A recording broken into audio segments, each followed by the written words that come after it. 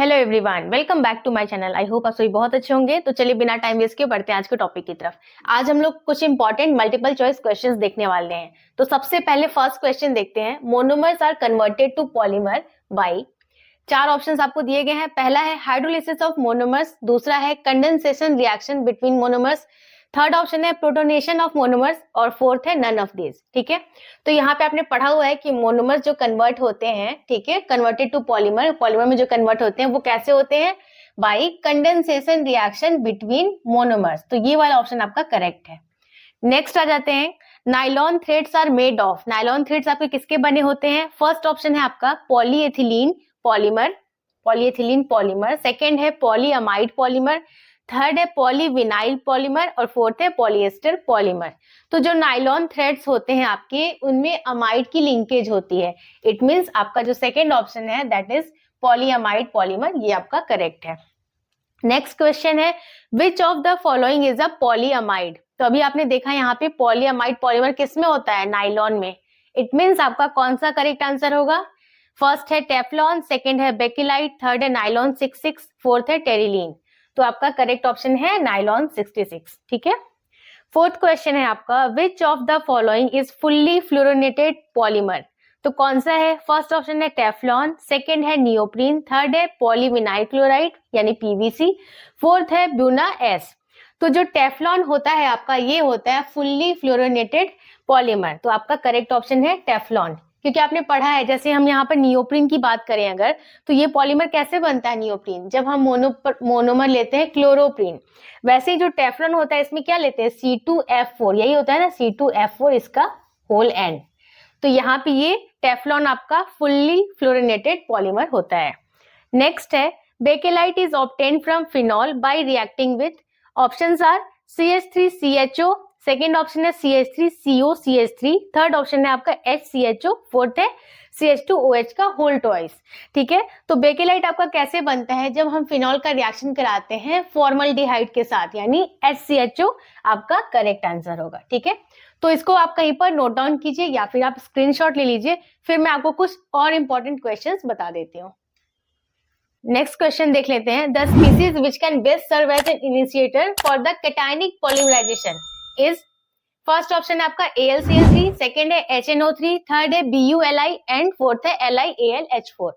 तो आपका जो AlCl3 है ये आपका लुईस एसिड है, बाकी इनमें से कोई से भी लुईस एसिड नहीं है। तो जो लुईस एसिड होता है उसके पास क्या होता है? कोई ना कोई आकर उसको इलेक्ट्रॉन डोनेट करता है, ठीक है, इलेक्ट्रॉन देता है। तो ये वाला जो है आपका, ये आपका करेक्ट आंसर हो गया। नेक्स्ट है, the polymer in which the intermolecular force of attraction is weakest is. कौन सा है पॉलीमर जिसमें इंटरमोलिकुलर फोर्स ऑफ अट्रैक्शन सबसे कम है? ठीक है, तो फर्स्ट ऑप्शन है आपका नाइलॉन, सेकेंड है सेलुलोज, थर्ड है पॉलीविनाइल क्लोराइड एंड फोर्थ है नेचुरल रबर। तो मैंने आपको एक सीरीज बताई थी जिसमें कि सारे जो स्ट्रेंथ थे उसको मैंने बताया था, स्ट्रेंथ कैसे आपका चलता है। ठीक है, तो उसके अकॉर्डिंग आप चेक कीजिएगा। जो नेचुरल रबर होता है इसकी स्ट्रेंथ सबसे कम होती है, या आप कह सकते हैं इसमें इंटरमोलिकुलर फोर्स ऑफ अट्रैक्शन सबसे वीकेस्ट है। तो फोर्थ ऑप्शन आपका करेक्ट ऑप्शन हो गया। ठीक है, तो इसी तरीके से आपको एग्जाम में मल्टीपल चॉइस क्वेश्चंस पूछे जाएंगे। इसमें से बहुत सारे क्वेश्चंस आपको आ भी चुके हैं एग्जाम में, तो आप उनको अच्छे से प्रिपेयर कर लीजिएगा। आई होप आज का वीडियो आपको यूजफुल लगा होगा। इस वीडियो से रिलेटेड कोई सा भी डाउट आ रहा है आपके मन में तो you can definitely ask me in the comment section. Video पसंद आया है तो इसे लाइक कर दीजिए। चैनल को अगर अभी तक सब्सक्राइब नहीं किया है तो प्लीज सब्सक्राइब कीजिए। मैं मिलती हूँ आपसे नेक्स्ट वीडियो में, तब तक के लिए take care and bye bye.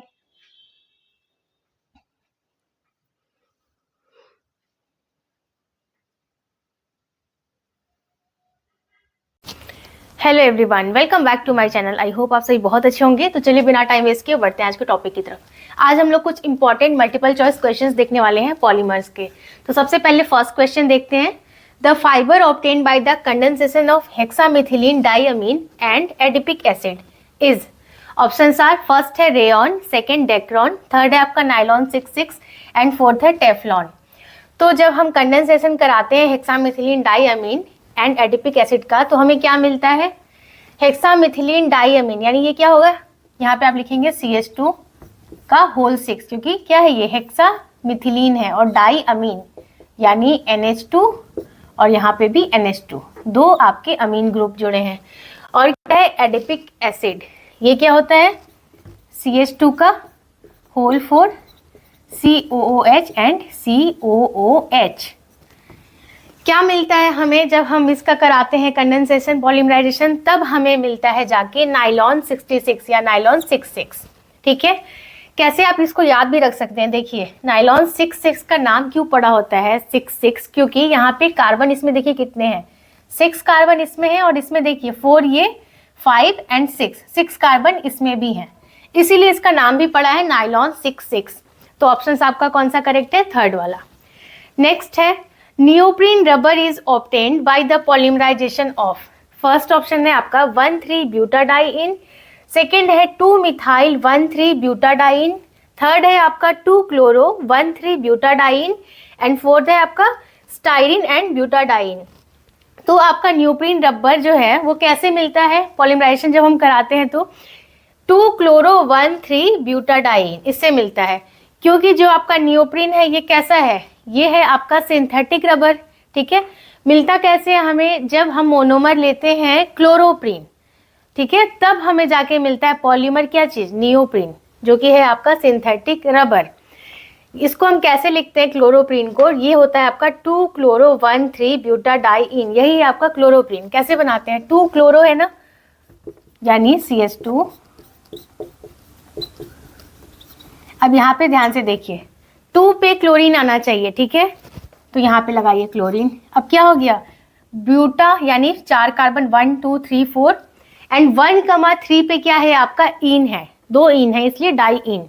देखिए फर्स्ट एंड थर्ड कार्बन पे आपका डबल बॉन्ड लग गया, तो ये है आपका क्या चीज, क्लोरोप्रीन। क्लोरोप्रीन इसी को बोलते हैं 2-क्लोरो-1,3-ब्यूटाडाइइन। तो आपका ऑप्शन कौन सा करेक्ट है, थर्ड वाला। नेक्स्ट है पॉलीमराइजेशन इन विच 2 और more chemically different monomers take part is called. तो वैसा पॉलीमराइजेशन जिनमें कि क्या हो, 2 डिफरेंट टाइप के आपके मोनोमर्स पार्ट ले रहे हैं, उसको क्या बोलते हैं हम लोग। तो जब सेम टाइप का होता है तो हम क्या बोलते हैं, होमो। जब डिफरेंट होता है तो उसमें वर्ड क्या आता है, को, यानी कि आपका करेक्ट आंसर कौन सा हो जाएगा, को पॉलीमराइजेशन। ठीक है, तो इन तीनों को कहीं पर आप नोट डाउन कीजिए या फिर आप स्क्रीनशॉट भी ले सकते हैं, देन मैं आपको कुछ और क्वेश्चंस बता देती हूँ।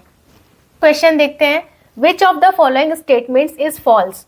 फर्स्ट है artificial silk is derived from cellulose, बिल्कुल करेक्ट है। ये जो हमारा आर्टिफिशियल सिल्क है वो किससे हम डिराइव करते हैं, सेलुलोज से ही करते हैं, क्योंकि इसी को आप थोड़ा मॉडिफाई करके काफ़ी सारे सिंथेटिक चीज़ें बना सकते हैं, जैसे रेयॉन हमारा जो होता है वो भी इसी से बनता है।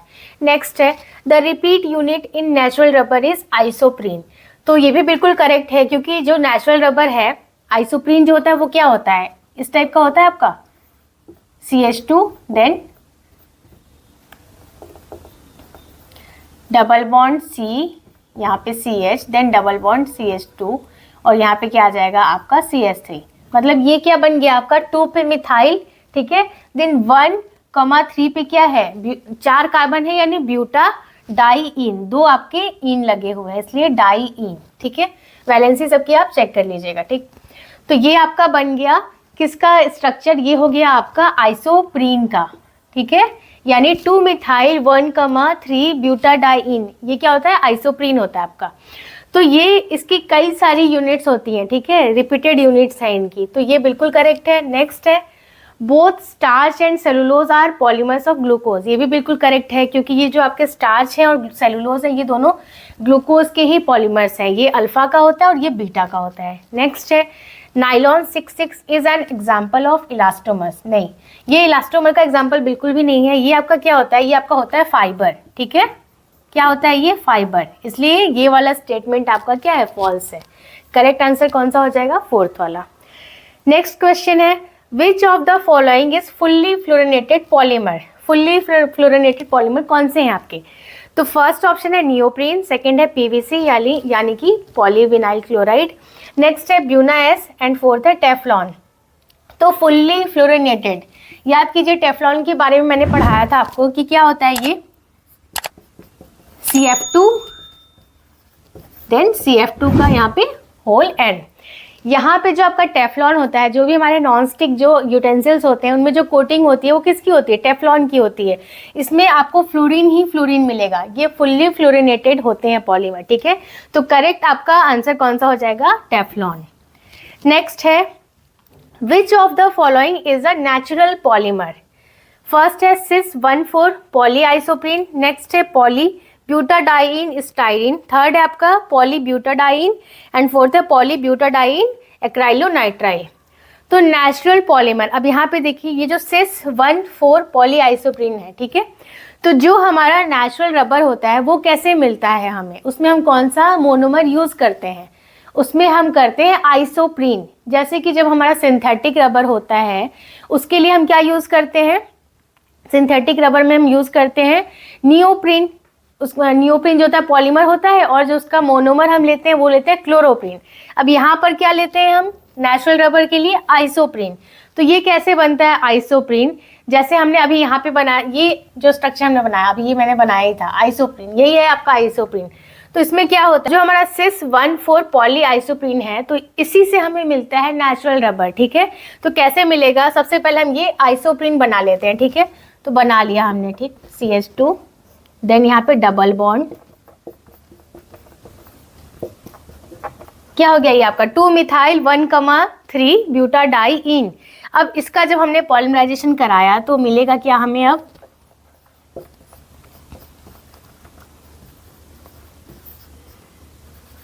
सेकेंड पे है आपका मिथाइल, ठीक है। अब यहाँ पर देखिए, यहाँ पर जो ये डबल बॉन्ड आपको मिल रहा है ना, ये देखिए ये वाला डबल बॉन्ड, अगर ये सिस फॉर्म में है, ठीक है, अगर ये सिस फॉर्म में है तब हमें क्या मिलता है? Natural rubber. क्या मिलता है हमें? Natural rubber.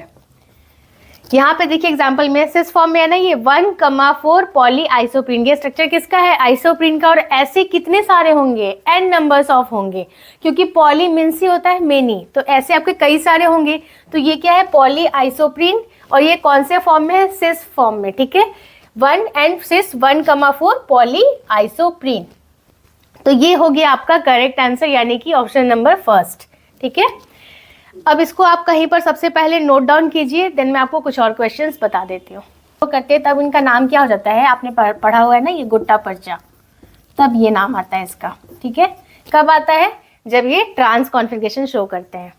नेक्स्ट है which one of the following is used to make non stick cookware. अभी बताया था मैंने टेफ्लॉन की कोटिंग होती है।